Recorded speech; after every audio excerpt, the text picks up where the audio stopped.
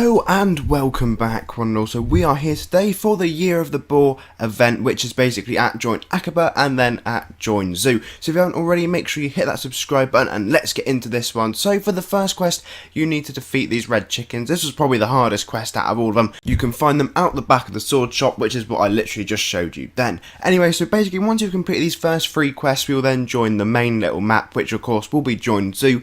But before that, we need to go along and defeat some of these little mushroom things. Just literally head through the room to the north or to the right of where we just were, and you'll find them hidden away nicely there. I think that was actually from last year or the year before's event. I can't remember off the top of my head now. But anyway, so for the final quest at Akiba, all you need to do is click on this little golden thing like the flame, I don't know, whatever we're doing, and then it will basically also join us to Join Zhu once we have, well, turn this quest in basically. So you may want to join a private room. I always find it easier to go into a private room by yourself, but once you have done that, you can come along and defeat these plum trees. So I can't even remember how many plum trees it was you had to defeat. It was not many at all. Most of these quests, if you're using something like Blaze Bind, I've done literally in seconds, but of course for the purpose of the video I'm using Stonecrusher. Next of all, come along and defeat some more of the mushrooms, and once you've done that one, head that quest back, turn it in, and next of all we're going to go on a little journey.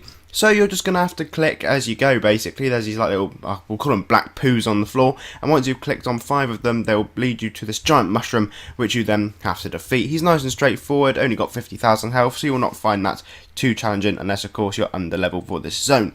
So Zhu then basically has us journeying yet again, but this time we're following something a bit nicer, which is basically these footprints on the floor.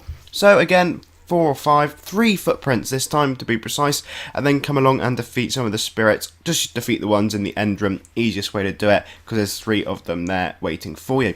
Once you've done that quest, we're now going to click on this boulder, which will open up this secret entrance, or exit in this case, and it'll head us back outside again.